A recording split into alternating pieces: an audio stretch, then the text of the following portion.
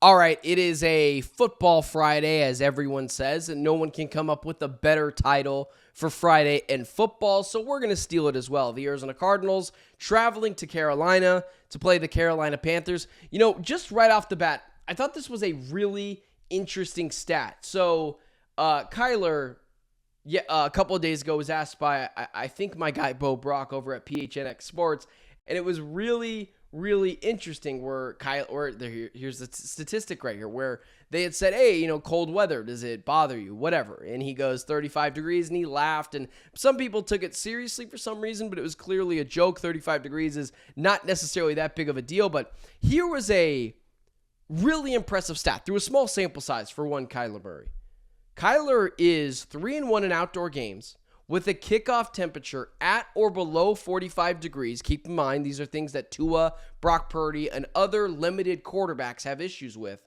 Kyler, with a kickoff temperature at or below 45 degrees in his career, 8 touchdowns, 2 turnovers, 3-1, and a 103.5 passer rating. You could call that his ability to move. You could call that his accuracy. That is a impressive stat from one Kyler Murray that, if you ask me, I don't think he's ever played particularly bad in these kind of games, but I don't have any memory of him being splendid.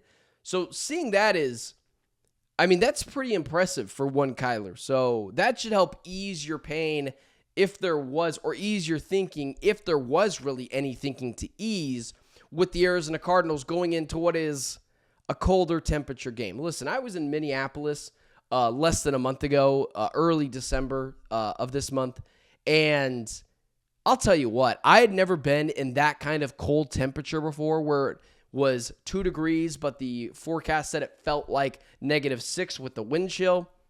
That, I finally understand what Tua Tagovailoa and what Brock Purdy are going through, because that is the type of cold that hurts. I was walking backwards half the time because it hurt so bad on my face to have the wind in it.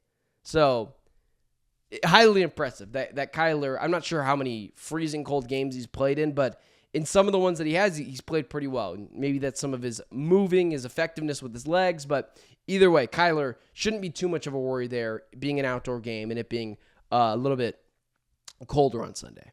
So let's talk about this game. Last week, we talked about how I saw a title of another video on PHNX Sports. Really good people over there. My guys, Bo Brock, Johnny Venerable, both guys that I know, do very good work. And the title to one of their videos was Get Right Game for the New England Patriots. And I had said, Get Right Game? Are the Cardinals good enough to have a Get Right Game? Right now, are the Cardinals that much better than the New England Patriots? And I feel like I was right.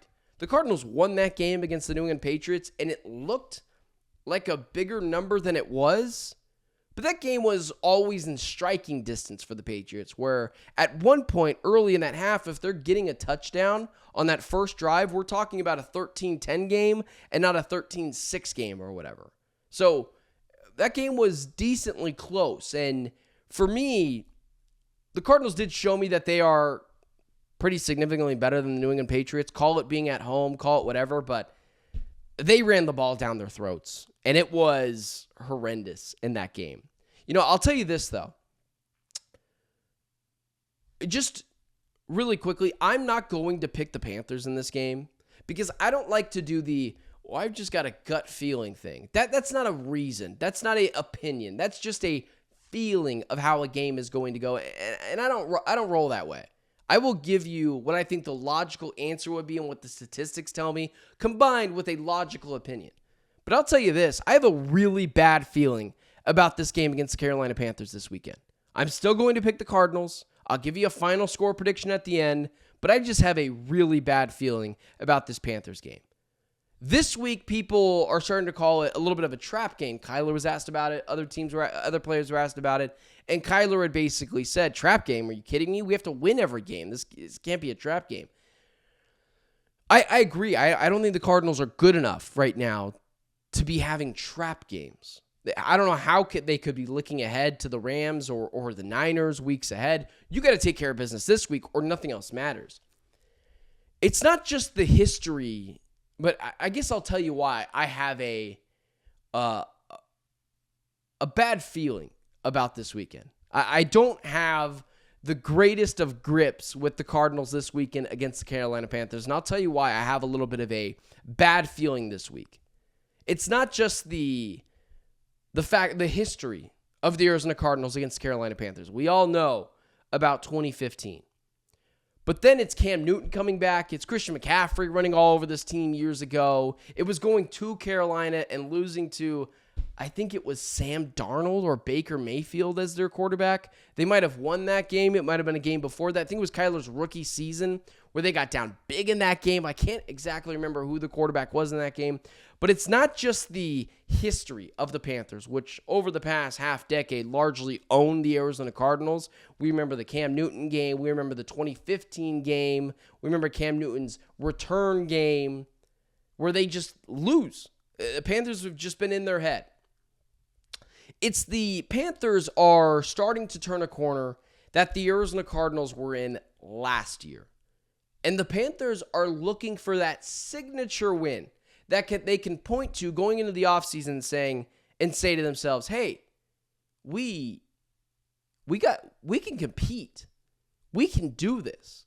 We beat a good team, or what looked to be a good team in the Arizona Cardinals, who were fighting for their playoff lives. And when you combine the fact that the Carolina Panthers are in the same shoes the Arizona Cardinals last year, looking for that signature win to end the season that they can point to and say, look, man, we can compete with the rest of the NFL next year. We just got to tweak a few things. With the history of the Cardinals just not having a good history winning and losing, mostly losing against the Carolina Panthers, it's the fact that also Bryce Young is playing a little bit better.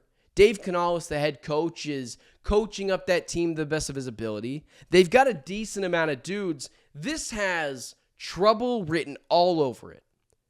And I think what I'm trying to get to is Gannon's got to get them up and ready to play in this game.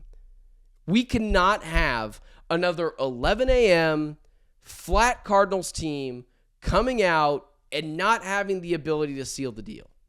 In hindsight, this is a game where the Cardinals need to come in, take care of business, and get ready for the Rams next week on primetime. But listen, I'm an analyst first. I'm a broadcaster first. I'm an opinionist first. I'm a fan second, third, and fourth. It just seems like it's not a great spot for the Cardinals, who have to win this game. And the Carolina Panthers are coming off an embarrassing loss last week to the Cowboys where they ran all over them. Rico Dowdle looked like prime LaDainian Tomlinson. They're looking for that get-right game. Combine that with the fact that the Cardinals are coming off a win against the Patriots where they're a little hobbled, just didn't look amazing in that game. You should not expect a blowout in this game. This is going to be a dogfight for the Arizona Cardinals. Bryce Young's playing better. Dave Canales has got this team rolling. Kyler has got to show up. But it's not just Kyler. It's got to be Drew Petzing. You got to open up this offense. You got to be able to feed James Conner. And you got to be able to gash that defense that has been given up over the past few weeks a lot of rushing yards. Combine that with the play-action attack. Be able to hit Michael Wilson in stride for a long touchdown. Marvin Harrison Jr. in stride for a long touchdown. But if we're talking about a loss on Monday for this Cardinals team because they couldn't take care of business, because they couldn't even get us to the Saturday night must-win game against the Los Angeles Rams, we are having much bigger issues. We are not talking about, no playoffs. We're not talking about missing the playoffs. We're talking about, do we have the right guy in Jonathan Gannon? Do we have the right guy in Kyler Murray?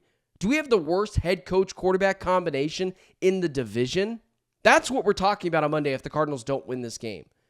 And I just don't have a great feeling about it, given the history of the Carolina Panthers against the Arizona Cardinals and the fact that they're looking for that signature win to end the season that they can point to next year and say, going into the offseason, we can compete with other teams.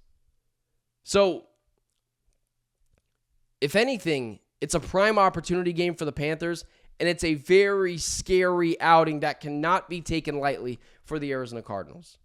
So, got to get this team up and ready to play, and we have to avoid the really bad conversations that I do not want to have on Monday if this team loses, but that we will have if they do lose. Regardless if Kyler Murray's awesome, regardless if Jonathan Gannon's defense is good and Kyler Murray isn't very good.